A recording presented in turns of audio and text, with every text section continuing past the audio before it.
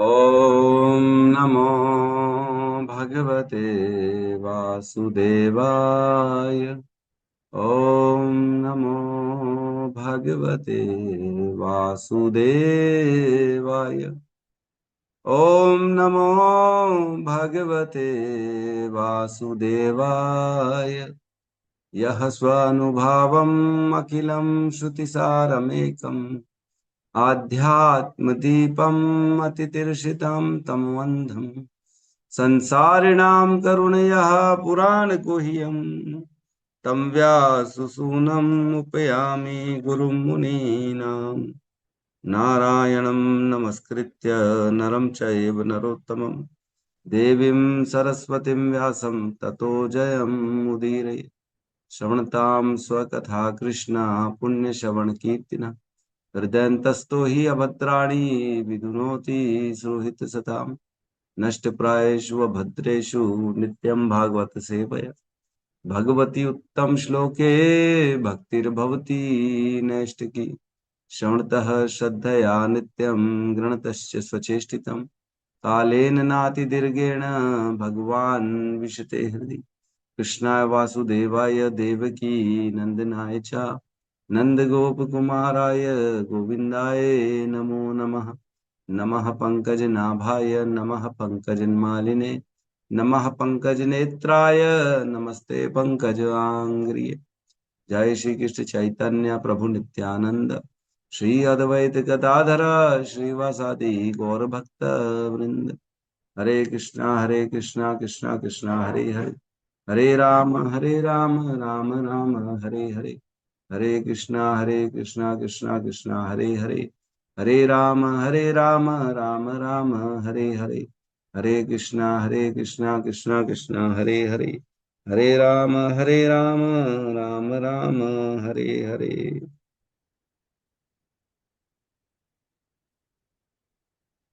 हरे कृष्णा।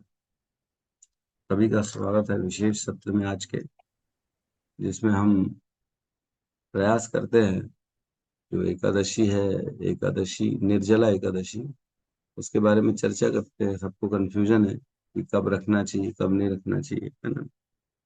तो एकादशी मतलब 11वीं तिथि, है ना। चंद्र कैलेंडर, चंद्रमा का कैलेंडर अलग होता है, सूर्य कैलेंडर अलग होता है ना। तो सूर्य कैलेंडर जो होता है वो इंग्लिश कैलेंडर होता है। वो सूर्य उदय होता है तब तिथि लगती है। सूर्योदय से सूर्योदय, सूर्यास्त, सूर्योदय से अगले सूर्योदय तक एक तिथि चलती है ना। तो सूर्योदय जो होता है उस समय अगर चंद्र के हिसाब से भी तिथि लग जाती है, ठीक है, तो वह हम लोग फॉलो करते हैं। लेकिन अगर सूर्योदय के बाद तिथि लगती है तो मतलब क्या हुआ, वो गैप आ गया एक, है ना। सूर्योदय मतलब इंग्लिश कैलेंडर सूर्य सिद्धांत के अनुसार तिथि लग गई, लेकिन चंद्र सिद्धांत के हिसाब से तिथि नहीं लगी। इसलिए उस तिथि में हम लोग उपवास नहीं रखते, है ना। हम लोग क्या करते, फिर नेक्स्ट डे उपवास रखते हैं, क्योंकि नेक्स्ट डे में द्वादशी भी मिलता है, एकादशी भी मिलता है। इस प्रकार से वो जो हमारी जो एकादशी का उपवास होता है वह कई बार त्रिस्पर्शा एकादशी हो जाता है। वो स्पर्श करती तीनों तिथियों को, एकादशी को भी स्पर्श करती है, द्वादशी को भी और त्रयोदशी को भी स्पर्श करती है। इसलिए उसे त्रिस्पर्शा एकादशी कहा जाता है, ठीक है। तो इस प्रकार कई एकादशी ऐसी आती है साल की जो तिथि सूर्योदय के बाद लगती है, इसलिए हम उसको नेक्स्ट डे मानते हैं ना। इसलिए आजकल देखते हैं भेद आ गया, दो दो दिन सब लोग बोलते हैं अरे दो दो दिन मना रहे हैं लोग एकादशी। ऐसा नहीं है, एकादशी तो उसी दिन है जिस दिन थी, लेकिन वो खंडित हो गई थी, इसलिए हमने नेक्स्ट डे रखना हमने हमने सोचा नेक्स्ट डे कर ले। तो इसके लिए हम शास्त्रिक सिद्धांत लेंगे आज, अनेक सारे जो ग्रंथों में क्या क्या लिखा है उस पर चर्चा करेंगे हम। रही बात आज की, जो अब पांडवा निर्जला एकादशी व्रत है वो क्या है, तो आज है 25 तारीख, है ना। और आज की डेट में एकादशी अभी लग चुकी है ना, सूर्योदय से पहले लग चुकी है, इसलिए खंडित नहीं है आज की एकादशी, ठीक है। लेकिन आज क्यों नहीं रख रहे हम एकादशी, तो एकादशी इसलिए नहीं रख रहे हैं क्योंकि इस बार की जो एकादशी है उसकी तिथि जो है रात के केवल 8 बजे तक है ना। आज लग चुकी है लेकिन रात के केवल 8 बजे तक है, और उसके बाद द्वादशी तिथि लग जाएगी। वो लगेगी कल, है ना, 26 तारीख, कल की रात के 10 बजे तक। फिर 27 तारीख, जिस दिन हम पारण करेंगे, वहां पे जो है त्रयोदशी लगेगी, है ना, जिस दिन हम पारण करेंगे। और 27 तारीख को ही सुबह चतुर्दशी भी लग जाएगी। तो इस प्रकार से जो ये वाली एकादशी है, ये हम कल रखने का हमारे पास जो है ना गुरुओं के द्वारा आदेश है कि हमें कल रखना चाहिए, क्योंकि उसमें द्वादशी, त्रयोदशी और चतुर्दशी सबका स्पर्श हो। तो इसलिए आप चाहें तो आज भी रख सकते हैं। वैसे तो तिथि लगी हुई है, खंडित नहीं है आज की तिथि। आज जो है एकादशी, लेकिन 8 बजे तक रहेगी। तो उसमें एकादशी और द्वादशी दोनों का स्पर्श मिलेगा, तो वो भी ठीक है। लेकिन अगर कल रखेंगे तो द्वादशी, त्रयोदशी, चतुर्दशी तीनों का स्पर्श मिलेगा।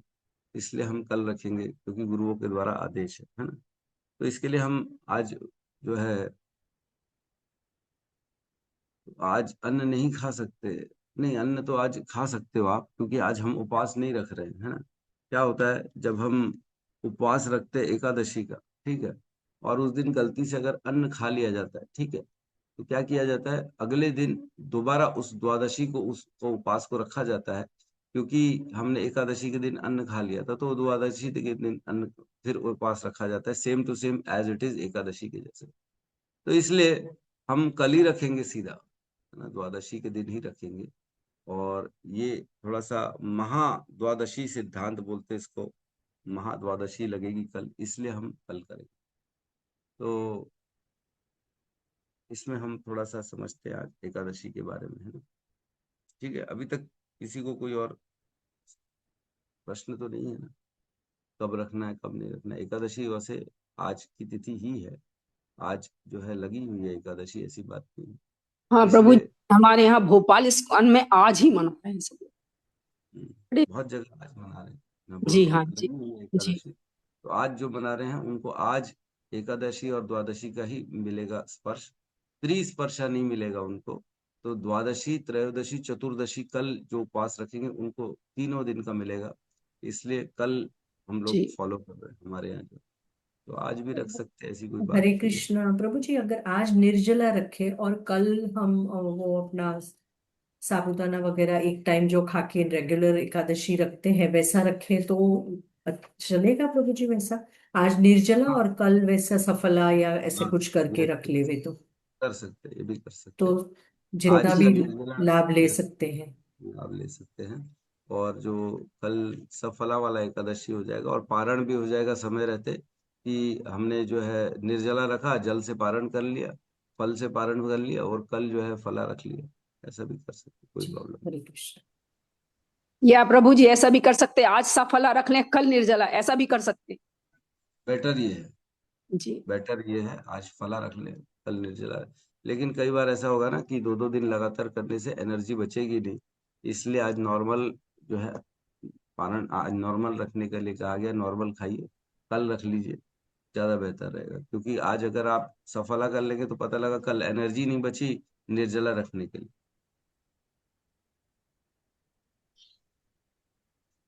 अब अच्छा, कमल माता जी कुछ पूछ रही है। प्रभु हरे हरे कृष्ण प्रभु जी। कृष्ण राधा प्रणाम।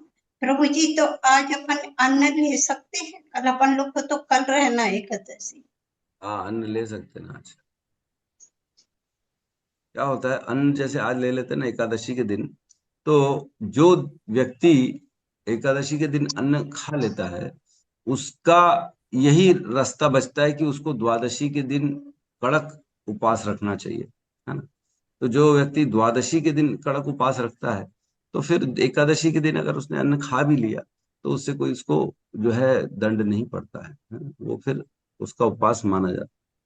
इस प्रकार से सिद्धांत है। कई बार मैंने बताया ना, जैसे हम एकादशी के दिन अन्न खा भी लेते हैं, कई भूल गए, तिथि आज जननी थी, कुछ गलती हो गई, नहीं खा पाए, मतलब खा लिए, तो क्या करें आप, अब रास्ता एक बचता है कि द्वादशी के दिन आप उपवास रख लो, तो वह एकादशी काउंट माना जाएगा। तो इसलिए अगर आज अन्न खा लेंगे, लेकिन कल निर्जला एकादशी रखेंगे, तो उसका कोई दिक्कत नहीं जाएगा। ठीक है। हरे कृष्ण प्रभु जी। राम प्रणाम राम। प्रभु जी। प्रभु जी कल करना है ना उपवास द्वादशी के दिन? कल हाँ कल कल, 26 तारीख, 26 को करना है ना यस हाँ कल निर्जला? कर, यस ठीक है निर्जला प्रभु, रखना। धन्यवाद प्रभु जी, कोशिश करेंगे प्रभु जी। अभी तक तो करते आई हूँ, अब आगे भगवान की इच्छा करूंगी, आगे कल के दिन भगवान की इच्छा। माता जी इतनी एजेड होके भी कल निर्जला एकादशी उपवास रखने का प्रयास कर रही है। तो हम सबको ये एकादशी जो है इसे पांडवा एकादशी भी कहते हैं, और जो भीमा एकादशी भी कहते हैं इसे, है ना। तो इसलिए कि इसमें कहा गया है कि जो बेचारे पांडव में भीम थे, उनको बड़ा भूख लगता था, है ना। तो उन्होंने वेद व्यास जी से कहा कि मैं एकादशी रख नहीं पाता हूँ, मैं क्या करूं, मुझे इतनी भूख लगती, इतनी भूख लगती, मेरी अग्नि शांति नहीं होती उधर की। तो वेद व्यास जी ने कहा कि नहीं नहीं, एकादशी तो तिथि ऐसी है, रखना ही चाहिए। आप जिस दिन जो एकादशी नहीं रखता है उसे पाप लगता है, तो आप तो फिर वैकुंठ धाम नहीं जा पाओगे, भगवान के धाम नहीं जा पाओगे। तो बोले क्या करूं, आप मुझे कुछ रास्ता बताइए। तब उन्होंने बताया कि ठीक है, तुम एक काम करना, एक ये ज्येष्ठ मास की जो एकादशी होती है इसको रखना, और इसको निर्जला रखना, इतना स्ट्रिक्ट रखना, निर्जला रखना। तो इस एक एकादशी को रखने से समस्त 24 एकादशी रखने का फल मिलता है। तो इस प्रकार उन्होंने फिर पांडव जी को, अपना भीम जी को समझाया, और भीम जी ने फिर इस एकादशी का फॉलो किया कि निर्जला रखेंगे ताकि मुझे सारी की सारी एकादशी का फल मिले।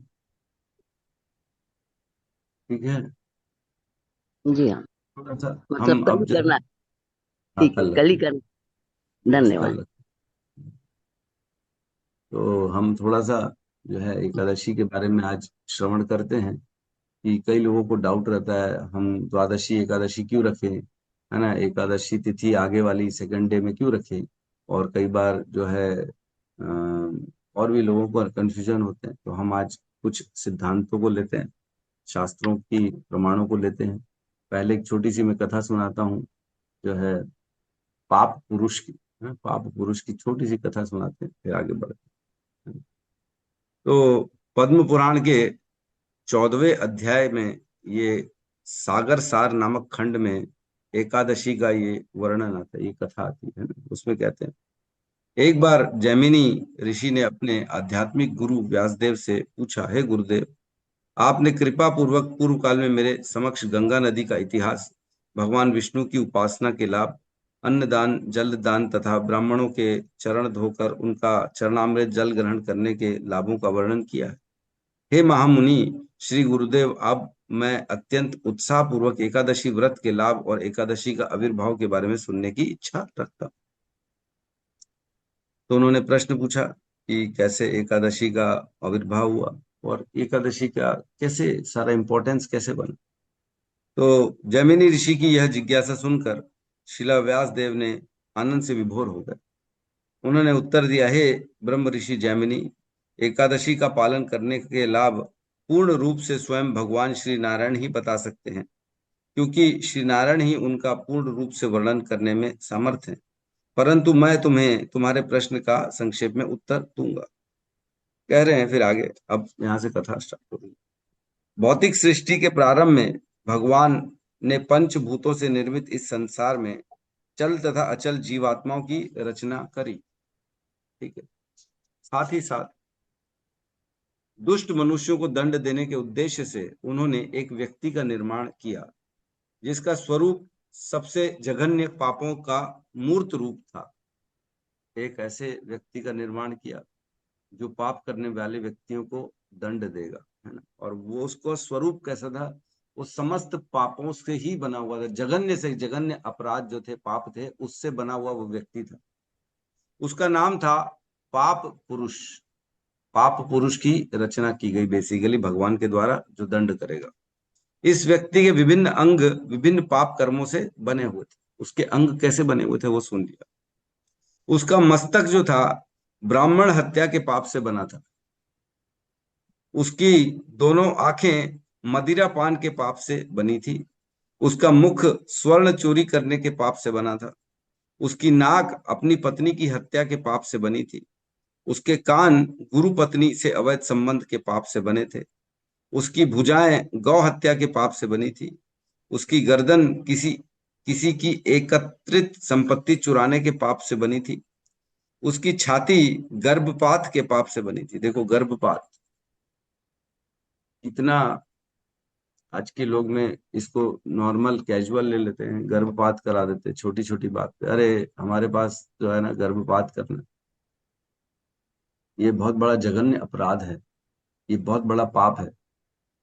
जो भी गर्भपात करता है उसे एक शिशु की हत्या का वध का पाप लगता है। उसने एक बालक का, निर्दोष बालक का वध किया, ये पाप लगता है। तो सदा लोगों को अवेयर करें कि इस गलत काम से दूर रहें, ये काम कभी ना करें। उसकी छाती का अधोभाग दूसरे की पत्नी के संभोग के पाप से बना था। उसका उदर अपने संबंधियों की हत्या के पाप से बना। उसकी नाभि अपने पर आश्रित लोगों की हत्या के पाप से बनी थी। उसकी कमर अभिमान पूर्वक अपनी ही प्रशंसा करने के पाप से निर्मित थी। उसकी जांघें गुरु के प्रति अपराध के पाप से बनी थी। उसकी जननेंद्रियां अपनी ही पुत्री को बेचने के पाप से बनी थी। उसके नितंब गुप्त विषयों को उद्घाटित करने के पाप से बने थे। उसके पांव अपने ही पिता की हत्या के पाप से बने थे। उसके केश सब प्रकार के अल्प पाप कर्मों के स्वरूप थे। इस प्रकार समस्त पाप कर्मों का मूर्त रूप एक भयानक पुरुष प्रकट हो गया। उसके शरीर का रंग काला था और उसकी आंखें पीली थी। वह पापियों को अत्यंत क्लेश प्रदान करता है। तो जो पाप करता है उसको यही पुरुष जो है क्लेश देता है, नरकों में ले जाके। ये पाप पुरुष है। और ये व्यक्ति जो होता है सबको दंड देता है वहां जाके। ठीक है, तो एक मिनट मैं म्यूट कर देता हूँ। परम भगवान श्री हरि विष्णु उस पाप पुरुष को देखकर अपने आप में ऐसा सोचने लगे, मैं जीवात्माओं के लिए क्लेशों और सुखों का रचयिता हूं, मैं उनका स्वामी हूं। अब भगवान के हृदय में आया कि मैं सभी लोगों को तो रचना मैंने ही करी, मैं ही तो उनका स्वामी हूं, है ना? और अतः क्योंकि मैंने इस पाप पुरुष की रचना की है जो सभी धोखेबाज, बेईमानी तथा पापी लोगों को क्लेश प्रदान करता है, इसलिए अब मुझे ऐसा कोई उत्पन्न करना होगा जो इस पाप पुरुष को नियंत्रित कर सके। तो भगवान के विचार में ऐसा आया कि मेरे को इसके कुछ कुछ ऐसा उत्पन्न करना चाहिए जो इसको कंट्रोल कर सके, लोगों की इससे रक्षा कर सके, है ना? ऐसा विचार था भगवान के अंदर। तब ऐसा है, फिर जो है सृष्टि में एक कथा आती है इधर पे भगवान की। एक दैत्य था, मुर नामक दैत्य था, जिसे कोई मार नहीं सका, कोई मार नहीं पा रहा था उसे। वो जो है मुर का युद्ध सबसे हुआ, उस मुर ने सबसे युद्ध किया, इवन शिव जी से और सब अन्य सभी देवताओं से उसने युद्ध किया, लेकिन उसे कोई पराजित नहीं कर पा रहा। तो एक बार स्वयं नारायण से उसका युद्ध हुआ जो हजारों सालों तक चला, और भगवान थक कर विश्राम करने के लिए गुफा में चले गए। भगवान स्वयं काफी सालों तक चला। बद्री का आश्रम जहां हम जानते हैं, नर नारायण स्वयं भगवान वहां पे एक गुफा में चले गए और वहां भगवान जाके सो गए। थक, तो पीछे पीछे दौड़ता दौड़ता मुर आया और उसने देखा कि अरे भगवान तो सो रहे हैं, है ना? तो जैसे भगवान को मारने के लिए आगे बढ़ा, प्रहार करने के लिए, तो स्वयं भगवान के शरीर से एक देवी प्रकट हो गई और उस देवी ने उस मुर राक्षस को मार दिया। तब सभी देवता वहां प्रकट हो गए और उन्होंने भगवान का प्रशंसा करने लगे और दुंदुबियां बजाने लगे, और भगवान उठ गए। और भगवान पूछते हैं उस स्त्री से कि तुम कौन हो, हे देवी तुम कौन हो? तो वो देवी कहती है, भगवान मैं आपकी एक दासी हूं। क्या हूं मैं आपकी एक दासी हूं।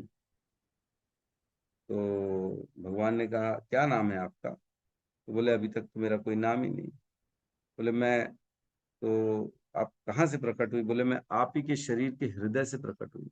आपके हृदय में जो करुणा का भाव था, उस करुणा के भाव से मैं प्रकट हुई हूँ और मैं आपकी एक दासी हूँ। तो इस प्रकार जब भगवान को बोला, भगवान ने उसका उसी समय नामकरण कर दिया। आप एक दासी नहीं, आप एकादशी हैं।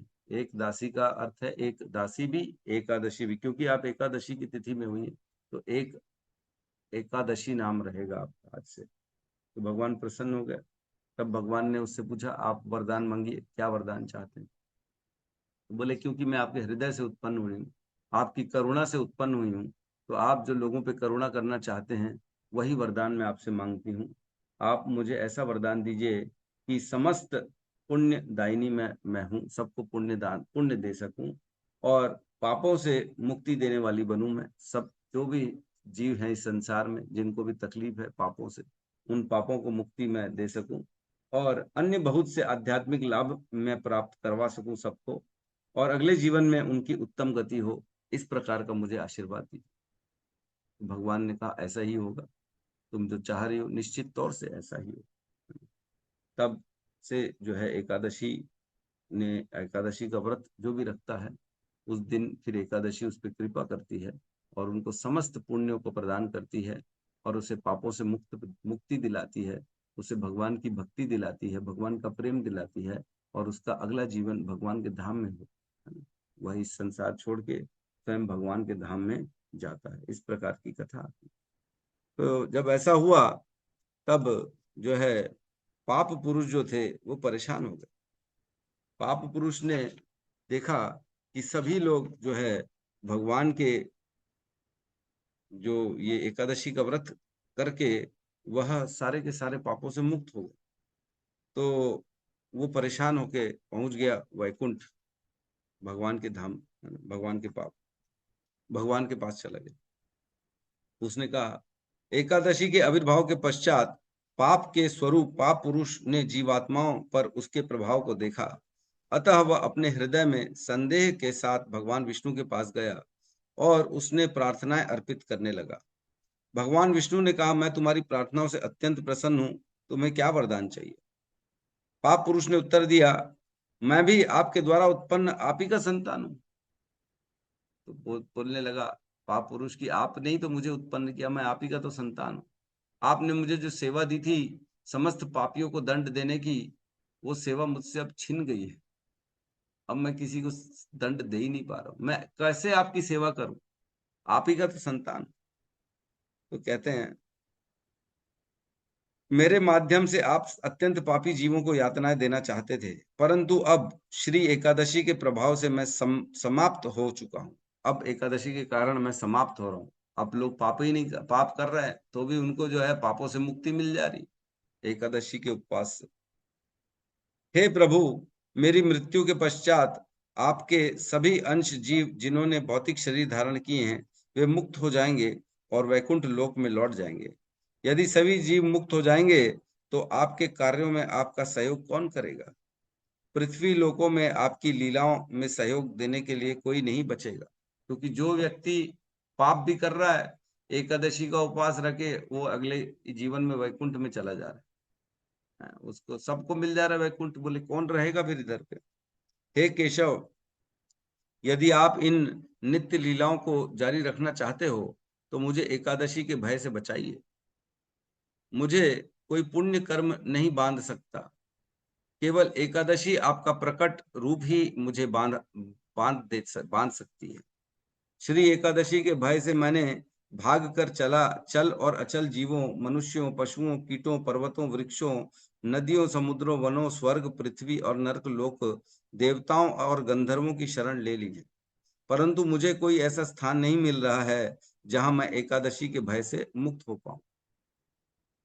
देखो, उसका स्वरूप मैंने बताया था, पाप पुरुष का समस्त पापों से बना हुआ वो। अब एकादशी क्या करे, उन सभी पापों का उन्मूलन कर दे रही है, उनको खत्म कर दे रही है। तो इसका स्वरूप धीरे धीरे नष्ट हो रहा है, क्योंकि पाप ही खत्म हो जा रहा है, पाप का अस्तित्व नहीं बच रहा है। तो ये डर रहा है कि मेरा अस्तित्व खत्म हो जाएगा। परंतु हे मेरे स्वामी, मैं आपकी सृष्टि का ही एक अंश हूं, अतः आप कृपा पूर्वक मुझे कोई ऐसा स्थान बताइए जहां मैं निर्भयता पूर्वक निवास कर सकूं। फिर व्यासदेव ने जैमिनी मुनि से कहा। ऐसा कहकर पाप पुरुष भगवान विष्णु के चरणों में गिर गया, जो समस्त कष्टों से अभय प्रदान करने वाले हैं, और रोने लगा। तत्पश्चात भगवान विष्णु ने पाप पुरुष की परिस्थिति को देखते हुए मुस्कुराते हुए ऐसा कहना प्रारंभ किया। हे पाप पुरुष, उठो, अब तुम और अधिक शोक मत करो। ध्यान से सुनो, मैं तुम्हें बताता हूं कि एकादशी के दिन जो तीनों लोकों में कल्याणकारी है, तुम अनाज रूपी खाद्य पदार्थों की शरण ग्रहण कर सकते हो। इसमें तुम्हें अब भय करने की कोई आवश्यकता नहीं है, क्योंकि श्री एकादशी रूपी मेरा स्वरूप तुम्हें अब कोई भी बाधा नहीं देगा। पाप पुरुष को निर्देश देने के पश्चात श्री विष्णु अंतर्ध्यान हो गए और पाप पुरुष अपने कार्यकलाप करने के लिए लौट आया। इसलिए जो लोग आत्मा के परम कल्याण के लिए गंभीर हैं, वो कभी भी एकादशी के दिन अनाज नहीं खाएंगे। भगवान विष्णु के आदेश अनुसार इस भौतिक संसार में उपस्थित समस्त प्रकार के पाप कर्म एकादशी के दिन अनाजों में निवास करते हैं। जो भी एकादशी का पालन करता है, वह समस्त पूर्ण पापों से मुक्त हो जाता है और कभी भी नरक लोक में प्रवेश नहीं करता। यदि कोई भ्रम पूर्वक एकादशी का पालन नहीं करता, तो वह अत्यंत पापी माना जाता है। एकादशी के दिन पृथ्वी लोक के निवासी द्वारा खाया गया प्रत्येक अन्न का ग्रास लाखों ब्राह्मणों की हत्या करने का फल प्रदान करेगा। यह नितांत अनिवार्य है कि मनुष्य को अनाज का त्याग करना चाहिए। तो इस प्रकार एकादशी का जो है, अनाज मत खाओ एकादशी के दिन, और हर स्थिति में एकादशी के व्रत का पालन करना चाहिए। उसे समस्त पापों से, उसके समस्त पापों को नष्ट कर दिया जाता है और वो आराम से वैकुंठ लोक की प्राप्ति करता है। तो इस प्रकार एकादशी का जो है एक कथा आती है। इसके अलावा एकादशी का महात्म्य जो है, हम चैतन्य महाप्रभु की एक कथा से भी समझते हैं। चैतन्य महाप्रभु की ने एक लीला करी थी एकादशी की, मैं वो सुना रहा हूँ। तो एक दिन भगवान श्री चैतन्य महाप्रभु गुंडिचा मंदिर से जगन्नाथ वल्लभ उद्यान में जाकर फूलों के बीच बैठ गए। वह एकादशी का दिन था। इस शुभ अवसर का उत्सव उन्होंने निरंतर दिन रात हरि नाम लेकर मनाया। उनके साथ स्वरूप दामोदर, रामानंद राय, वक्रेश्वर पंडित तथा पुरुषोत्तम क्षेत्रपुरी के अन्य निवासी भी उपस्थित थे। महाप्रभु ने कहा, आज आप सबको खाना और सोना नहीं चाहिए और निरंतर कृष्ण नाम का जप करना चाहिए। आप में से कुछ जप करें, कुछ भक्त दंडवत प्रणाम कर मंदिर की परिक्रमा करें और अन्य भगवान कृष्ण और बलराम की लीलाएं चर्चा करें। महाप्रभु के निर्देश से सभी आध्यात्मिक रूप से परिपूर्ण हो गए तथा गोविंद गोविंद गाते हुए विभिन्न कार्यकलापों में व्यस्त हो गए और प्रेम से भर गए। अचानक श्री गोपीनाथ और सर्वभौम भट्टाचार्य गुंडिचा मंदिर से जगन्नाथ महाप्रसाद ले आए। उन्होंने अन्न, सब्जियां, पीठा, पान, खीर तथा दही महाप्रभु के समक्ष रख दिया। महाप्रभु के निर्देश पर भक्तों ने प्रसाद को प्रणाम किया तथा समस्त इच्छाओं से रहित होकर भक्ति भाव विभोर होकर रात्रि भर हरि नाम कीर्तन करते रहे। अगली सुबह भक्तगण महाप्रभु की आज्ञा से स्नान करने गए। वापस लौटकर वे नीचे बैठ गए और सम्मान पूर्वक महाप्रसाद ग्रहण कर अपना एकादशी व्रत पारण किए।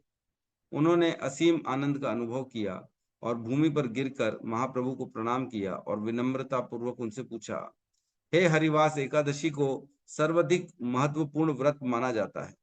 इसे पूर्ण उपवास व रात्रि जागरण के साथ मनाना चाहिए। हम यह भी जानते हैं कि भगवान जगन्नाथ महाप्रसाद को पुरुषोत्तम क्षेत्र में हर समय आदर करना चाहिए। इससे प्राप्त करने पर तुरंत ग्रहण करना चाहिए। अतः हम दुविधा में कि एकादशी के दिन प्रसाद का आदर कैसे करें। कृपया हमें इस विषय में बताइए कि भगवान शिव और भगवान ब्रह्मा भी इस सिद्धांत से सहमत हो जाएंगे। इससे हमारा संशय दूर करिए। तब भगवान चैतन्य महाप्रभु ने कहा, एकादशी के दिन पूर्ण व्रत न करने से आध्यात्मिक जीवन खतरे में पड़ जाएगा। एकादशी के दिन केवल प्रणाम कर प्रसाद का आदर करना चाहिए तथा अगले दिन खाना चाहिए। इस प्रकार कोई आसानी से इस भौतिक भव सागर को पार कर सकता है। अगले दिन व्रत समाप्त हो जाता है। समस्त वैष्णव परम भगवान के प्रिय पार्षद अत्यंत प्रसन्न होते हैं जो जब केवल भगवान श्री कृष्ण के नामों को के अमृत का आस्वादन करते हुए एकादशी का व्रत पालन किया जाता है। भक्त को एकादशी के दिन कुछ भी खाना नहीं चाहिए और किसी सांसारिक विषयों की चर्चा नहीं करनी चाहिए। समस्त दैहिक सुखों का निषेध करना चाहिए। एक वैष्णव का कर्तव्य है कि वह केवल प्रसाद खाए, क्योंकि भक्त कभी भी भगवान को भोग न लगा हुआ खाद्य नहीं खाते। एकादशी के दिन भक्त पूर्ण उपवास करता है और अगले दिन महाप्रसाद से व्रत पारण करता है। और यदि किसी कारण से एकादशी में कुछ खाना है तो वैष्णव अनुकल्प अर्थात फल, मूल तथा दूध जैसे हल्के खाद्य ग्रहण करते हैं और अनाज, दालों या अन्य निषिद्ध खाद्य नहीं लेते। अवैष्णव लोग अनियंत्रित रूप से भरपेट भोजन करते हैं और यह बहाना करते हैं कि वे तो महाप्रसाद ही खा रहे हैं। वे एकादशी के दिन ऐसा करते हैं क्योंकि वे दिन रात इंद्रिय भोग में निमग्न हैं। वे एकादशी में भी अनाज व चावल खाते हैं। इस प्रकार वे उस अन्न में प्रविष्ट पाप ही खाते हैं और एकादशी व्रत का पवित्रता का अपमान करते हैं। हमें सावधानी पूर्वक भगवत सेवा करनी चाहिए और भक्ति की प्रक्रिया का सम्मान करना चाहिए। तब हम निश्चित रूप से भक्ति देवी को आशीर्वाद प्राप्त कर पाएंगे। तो इस प्रकार जो है महाप्रभु ने अपने जो है भक्तों को उपदेश दिया और कैसे हरिनाम जप करें, दिन भर एकादशी के जो है नियमों का पालन करें और ज्यादा से ज्यादा माला जप करें, भगवान का नाम, गुण, रूप, लीला का चिंतन करें। तो इस प्रकार व्यक्ति एकादशी का व्रत का पालन करे, उपवास करे तो भगवान के निश्चित जो है उन्हें भक्ति मिलती है, प्रेमा भक्ति मिलती है और उसका आध्यात्मिक जीवन सुखद हो जाता है और उन्नति करता है। तो कुछ और मैं शास्त्रों का वर्णन करूंगा एकादशी को लेके, जिसमें अनेक अनेक शास्त्रों में क्या क्या लिखा हुआ। तो पद्म पुराण में एक खंड आता है जिसमें कहते हैं, है ना, शिव जी देवी पार्वती का संवाद हो रहा है, उसमें चर्चा आती है। उसमें कहते हैं, शिव जी पार्वती को सुनाते हैं, कहते एकादशी के आने पर मनुष्य उस दिन उपवास करके सभी पापों से छुटकर भगवान विष्णु के लोक में जाता है। हे सुंदर नेत्रों वाली पार्वती, एकादशी के समान कोई भी दूसरा पाप से रक्षा करने वाला नहीं है। एकादशी के समान कोई भी व्रत नहीं है। एकादशी को छोड़कर जो कोई दूसरा व्रत करता है वह अपने हाथ में आए हुए विशाल राज्य को त्याग कर भीख मांगना चाहता है। हे प्रिय, 11 इंद्रियों से जो पाप किए गए रहते हैं वह सब एकादशी के दिन उपवास करने से विनष्ट हो जाते। राजा हरिश्चंद्र ने भी एकादशी का व्रत किया था, जिससे पृथ्वी का राज्य भोग कर वे अंत में पूरा वासियों सहित वैकुंठ धाम को गए थे। इस प्रकार और आगे कहते हैं, अतएव श्रेष्ठ पुरुषों को चाहिए कि वे आत्म कल्याण के लिए एकादशी तिथि के आने पर कभी अन्न न खाएं।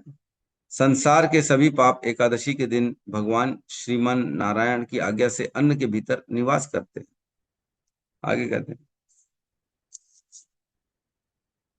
पद्म पुराण में एक और आता है जिसमें कहते हैं, हे पक्षी श्रेष्ठ, अब ये कह रहे हैं विष्णु जी को, गरुड़ को सुना रहे हैं, विष्णु एकादशी व्रत, गीता, तुलसी, ब्राह्मण और गौ, ये छह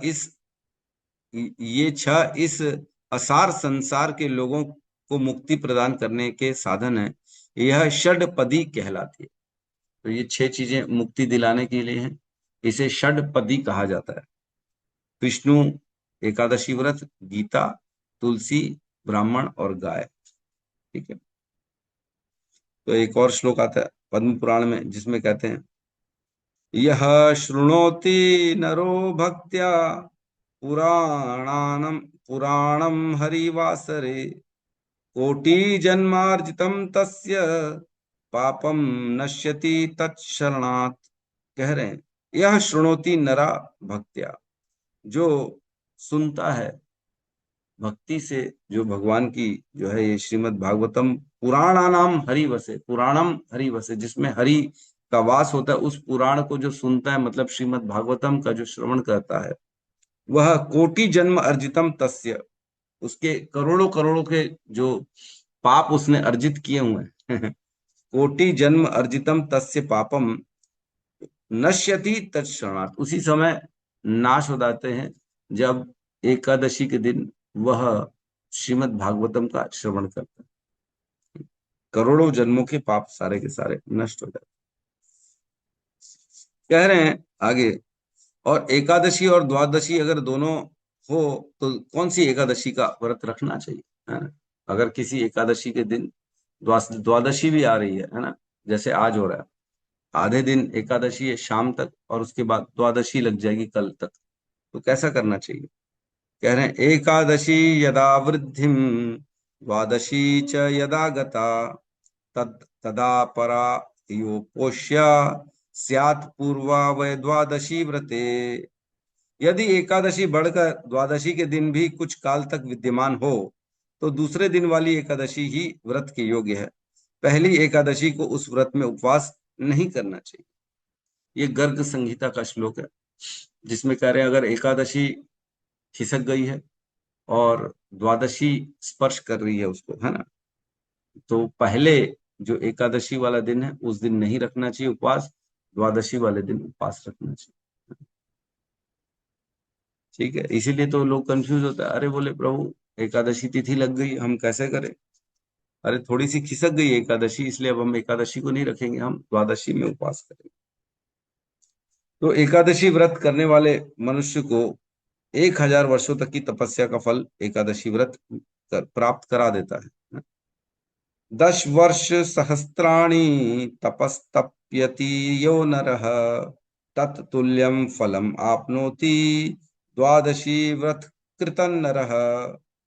जो 10 वर्ष सहस्त्राणि 10,000 वर्ष तक तप्यति यो नर, जो व्यक्ति 10,000 सालों तक तपस्या करता है, कहते हैं तत्तुल्यम, उतना जो उतनी फल जो है, तत्तुल्यम फलम आपनोति, उतना ही बराबर फल मिलता है किसको, द्वादशी व्रत कृत नरः, जो द्वादशी के दिन व्रत करता है नर, उसको इतना फल मिल जाता है जो 10,000 सालों तक तपस्या करके प्राप्त होता है, वही फल द्वादशी के व्रत का मिलता है। ठीक है, समझ में आ रहा है, द्वादशी के फल का व्रत, है ना। तो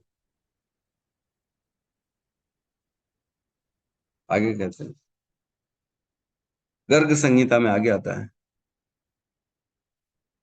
राजा व्रजनाभ ने पूछा, हे मुने, जो लोग एकादशी को फलहार करते हैं उनकी क्या गति होती है, यह मुझे विस्तार से बताएं। गर्ग मुनि बोले, हे राजन, जो यथो वक्त विधि से व्रत करता है उन्हें पूरा फल मिलता है। जो पूरी विधि से व्रत करता है उसे पूरा फल मिलता है। जो फलहार करके व्रत करेगा उन्हें आधा फल मिलता है ना। तो डिफरेंस समझिए, जो एकादशी में फलहारी और कुट्टू और साबूदाना खा रहा है उसे आधा फल मिलता है। जो जल पीकर व्रत करता है उन्हें उससे कुछ कम ही फल प्राप्त होता है। मतलब जो केवल जल रखता है वह पूर्ण रूप से जो निर्जला का जो उपास है उससे थोड़ा सा कम फल मिलता है, और जो जल के बाद इवन फल वगैरह भी खा लेता है उसे आधा फल मिलता है। हे नृपशेष, गेहूं आदि सभी अन्नों का त्याग कर कर एकादशी को प्रसन्नता पूर्वक फलहार करें। हे राजन, जो नराधम मनुष्य एकादशी का अन्न खाते हैं वे इहलोक में चांडाल माने जाते हैं और मरने पर दुर्गति होती है। ऐसे लोगों की दुर्गति हो जाती है जो ये करते। ठीक है, एकादशी के दिन श्रवण करना की बहुत महिमा है। एकादशी के दिन ज्यादा से ज्यादा श्रवण करें, और एकादशी का व्रत जो है दूसरे दिन में समय पे पारण करने से 100 यज्ञों का फल मिलता है। जो पारण सही समय में नहीं करता है उसे एकादशी का फल नहीं मिलता, लेकिन जो पारण करता है सही समय में उसे 100 यज्ञों का फल मिलता है। यह आता है अग्नि पुराण में आता है। उस एकादशी व्रत को करके त्रयोदशी तिथि में यदि पारण किया जाए, है ना, तो 100 यज्ञ करने का फल प्राप्त होता है। जिस दिन एकादशी की एक कला भी हो और उसके पश्चात द्वादशी तिथि आए, उस दिन व्रत करने के बाद त्रयोदशी में पारण करने से 100 यज्ञों का फल करने का फल होता है। दशमी वृद्धा एकादशी नहीं करनी चाहिए, उससे नरक प्राप्त होता है। तो यही बात है। जैसे कई बार देखा गया सूर्योदय हो गया, लेकिन एकादशी सूर्योदय के बाद लगी है, तो व्रत लोग उसी दिन कर लेते हैं। थोड़ा सा समय दशमी तिथि भी थोड़ा सा समय रहती है, फिर एकादशी लग गई, तो क्या हुआ, उस व्रत में दशमी भी आ गई। उस समय आपने अगर सूर्योदय से पहले उपवास चालू हो जाता है, तो सूर्योदय से पहले आपने उपवास चालू कर लिया, लेकिन सूर्योदय के समय दशमी तिथि लगी हुई है, और कुछ काल के बाद सपोज करो सूर्योदय 5:30 बजे हो रहा है, 6 बजे हो रहा है, और 7 बजे से एकादशी तिथि लग रही है ना, तो 1 घंटा कौन सी तिथि रह गई, दशमी तिथि रह गई। तो दशमी तिथि के भी दिन आपने अगर उपवास कर लिया, थोड़ा सा स्पर्श कर लिया आपकी उपवास ने दशमी तिथि को, तो ऐसी उपवास से नरक में जाने का प्रोग्राम बन जाता है। नरक में व्यक्ति चला जाएगा अगर दशमी तिथि के दिन उसने उपवास कर लिया तो इसलिए बेटर होता है कि अगर एकादशी खिसक गई है तो हम नेक्स्ट डे जो है द्वादशी के दिन उपवास करते हैं। द्वादशी के दिन उपवास करने के भयंकर सारे जो है फल मिलते हैं हमको। आगे कहते हैं, सहस्त्रों अश्वमेघ तथा सैकड़ों राजसु यज्ञ भी एकादशी के उपवास के 16वीं कला के बराबर नहीं हो सकते। शुद्ध भक्ति पूर्वक एकादशी का व्रत करने वाला मनुष्य मातृ कुल की 10, पितृ कुल की 10 तथा पत्नी के कुल की 10 पीढ़ियों का उद्धार कर देता है। तो जो शुद्ध भक्ति पूर्वक एकादशी पूर्ण नियमों के साथ करता है, वह खुद अपने कुल के 10 पीढ़ियों को मतलब माता के साइड के 10, पिता के साइड के 10 और पत्नी के साइड के 10, इन सभी का उनको पापों से मुक्त कर देता है, जो पूर्ण विधि से, पूर्ण शुद्धता से, भक्ति भाव से एकादशी का व्रत का पालन करता है। कह रहे हैं सभी हर चीज में से सबसे श्रेष्ठ एकादशी का व्रत है। कह रहे हैं, नागानां च यथा शेषः, पक्षिणां गरुडो यथा, देवानां च यथा विष्णोर्वर्णानां ब्रह्मणो यथा, वृक्षाणां च यथा अश्वत्थः, पत्राणां तुलसी यथा, व्रतानां च तथा गोप्यो वरः च एकादशी तिथिः। हे गोपियां, ये गर्ग संहिता में वर्णन आ रहा है। नारद मुनि राजा बहुलाश का संवाद चल रहा है, उसमें कह रहे हैं, जैसे नागों में शेष, पक्षियों में गरुण, देवताओं में विष्णु, वर्णों में ब्राह्मण, वृक्षों में पीपल तथा पत्रों में तुलसी दल सबसे श्रेष्ठ है, उसी प्रकार व्रतों में एकादशी तिथि सर्वोत्तम है। तो जो एकादशी तिथि में उपवास रखता है, उसके समस्त पापों से उसको छुटकारा मिल जाता है, और वह स्वयं भगवान के धाम को प्रवेश करता है। स्वयं भगवान भी कहते हैं, एक श्लोक में कहते हैं, पद्म पुराण में आता है, जिसमें कहते हैं, वनस्पति नाम तुलसी मासानम च कार्तिका प्रिय, है ना, तिथि नाम एकादशी च क्षेत्रेणाम द्वारका ममः। तो कह रहे भगवान स्वयं कह रहे हैं कि वनस्पति नाम तुलसी, वनस्पतियों में मुझे तुलसी प्रिय है, मासों में, महीनों में मुझे कार्तिक मास बड़ा प्रिय है, और तिथि नाम एकादशी, तिथियों में एकादशी प्रिय है, और क्षेत्रों में द्वारका ममः, द्वारका भगवान को प्रिय है। क्षेत्रों में मीन्स जमीन, जहाँ पे जो एरिया होती है। तो इस प्रकार के हमें समस्त जो है फलों को प्रदान करने वाली एकादशी तिथि है। प्रयास करना चाहिए ज्यादा से ज्यादा हम इस दिन माला जप करें, ज्यादा से ज्यादा जो है भगवान के नाम गुण रूप लीला का स्मरण श्रवण करें, और कथाएं सुने भगवान की, और अत्यधिक जो है केवल भगवान के चिंतन में रहें। खाना पीना तो कुछ है नहीं, तो इस तिथि में क्या करें, तो तिथि की शुरुआत कैसे करें, 4:30 बजे के पहले पहले उठें, और भगवान का नाम लेके उठें, और 4:30 के पहले अच्छे से जल पी सकते हैं। आप उस जल में ओआरएस मिला सकते हैं, इलेक्ट्रॉल पाउडर मिला सकते हैं, ग्लूकोन डी मिला सकते हैं, और बैठ के आराम से सिप सिप करते करते पिए, धीरे धीरे पिए, है ना, ताकि वह हमारे को पूरे दिन के लिए शक्ति दे। मतलब आज की रात, जैसे कल एकादशी है तो आज की शाम को 7-8 बजे के बाद खाना बंद कर दें। 7 के बाद तो बेसिकली खाना ही नहीं चाहिए, है ना। तो 7 के बाद अन्न कुछ भी ग्रहण नहीं करेंगे, है ना। और जो है अन्न भी आज थोड़ा सा लाइट लेंगे तो ज्यादा ठीक रहेगा, क्योंकि हैवी हो जाएगा तो दिक्कत हो जाएगी। तो लाइट अन्न लें। फल वगैरह खा सकते हैं रात में, कोई प्रॉब्लम नहीं। दूध पी सकते हैं रात में। सुबह 4:30 बजे के पहले पहले अच्छे से जल पी लें, ग्लूकोन डी, ORS मिला के, इलेक्ट्रॉल मिला के पी सकते हैं, कोई प्रॉब्लम नहीं है। और उसके बाद स्नान आदि करके जो है भगवान की प्रार्थना करके अपने दिन की शुरुआत करें। ज्यादा से ज्यादा नाम जप करें, ज्यादा से ज्यादा श्रवण करें, अध्ययन करें, भगवत गीता का पाठ करें, माला करें। ज्यादा इधर उधर जाए ना, है ना। वैसे तो भगवान की कथाएं और भगवान के मंदिर की सेवा वो रुकनी नहीं चाहिए, वो सदा चलते रहनी चाहिए। तो जिसे इस प्रकार की सेवा है, कथा करने की सेवा है, मंदिर जाने की सेवा है, मंदिर में सेवा की मतलब किसी प्रकार की सेवा, तो वो जरूर जाके दे दें अपनी सेवाएं। और अन्यथा अन्य सांसारिक कार्यों में अपने आप को लिप्त ना करें, ज्यादा से ज्यादा भगवान के चिंतन में अपने आप को लगाएं। फिर परसों, जैसे हम जानते हैं, सुबेरे 5:26 से मिनट से लेके 9:50 तक का समय है पारण का। ये रायपुर का बता रहा हूँ। तो इस हिसाब से इस समय में बैठ के पारण करें। तो हम जानते हैं भगवान का कोई जो है उचिष्ट है, निर्मल, भगवान का जो है जगन्नाथ प्रसाद निर्माल्य है, तो उससे पारण करें। नहीं तो भगवान को कुछ ऑफर्ड है तो उससे पारण करें, है ना। तो भगवान का स्मरण करते हुए फिर हम अपना एकादशी का पारण कर सकते। ठीक है, किसी का कोई प्रश्न है तो हम ले सकते हैं।